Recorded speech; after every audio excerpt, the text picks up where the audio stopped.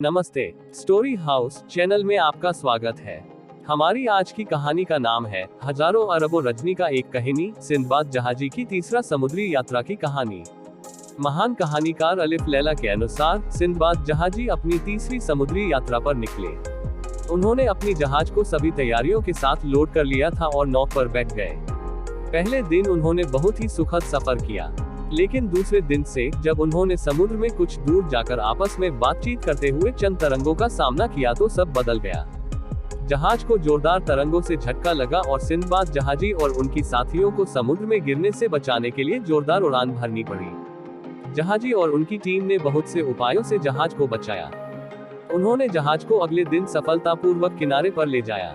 वहां उन्होंने एक सुंदर समुद्र तट का दृश्य देखा, जहां एक बड़ा शहर था। जहाजी और उनकी टीम शहर के अंदर चले गए और वहां के लोगों से मिले। उन्होंने वहां के राजा से मिला और उन्हें अपनी यात्रा के बारे में बताया।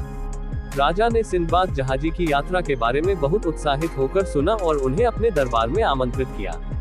सिंदबाद जहाजी ने राजा को अपने बनाए हुए खजाने दिखाए और उन्हें अपनी यात्रा की अनुभवों के बारे में बताया। उन्होंने बताया कि वे पहले समुद्री यात्रा पर जाते हुए कुछ भूतों से भी लड़े थे। उसके बाद उन्हें एक बड़ी लूट भी मिली थी। अब उन्हें एक सुंदर शहर मिला था जहां उन्हें खुले दिल से स्वागत किया गया था। राजा सिंदबाद जहाजी के बहुत उत्साहित हो गए थे और उन्होंने उन्हें दरबार में रखा। उस रात राजा ने सिंदबाद जहाजी को एक भोज भी रखा। भोज के दौरान सिंदबाद जहाजी ने अपने अगले समुद्री यात्रा की योजना बताई। उन्होंने बताया कि उनकी अगली यात्रा एक बड़ी दुश्मन देश से होगी। उन्हें उस देश का सैनिक से भी लड़ना पड़ेगा, लेकिन उन्होंने कहा कि उन्हें कुछ रामबाण उपाय भी जानते थे जिनसे वह अपने विरोधियों से लड़ सकते थे। राजा ने सिंदबाद जहाजी से पूछा कि वह इस समस्या का समाधान कैसे निकाल सकते हैं। सिंदबाद जहाजी ने उन्हें एक आसान उपाय बताया जिससे वे अपने दुश्मनों से लड़ सकते थे।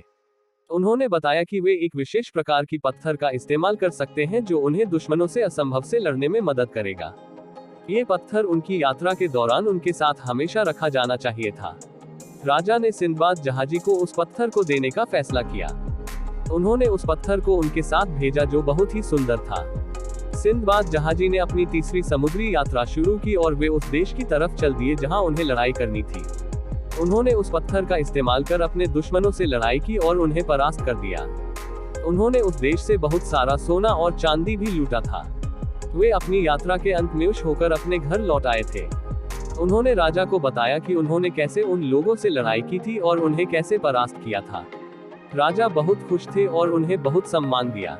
इसी तरह सिंदबाद जहाजी ने अपनी तीसरी समुद्री यात्रा पूरी की और अनेक रोमांचक किस्से लिखे जो उनके जहाज पर हुए।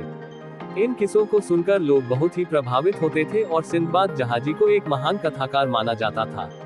इस तरह अलिफ लैला सिंदबाद जहाजी की तीसरी समुद्री यात्रा का अंत हुआ। इस कहानी से हमें ये सीख मिलती है कि जीत उसी की होती है जो लड़ने के लिए तैयार होता है। इसके अलावा हमें ये भी याद रखना चाहिए कि हमें किसी भी समस्या का समाधान निकालने के लिए स्वयं को तैयार रखना होगा।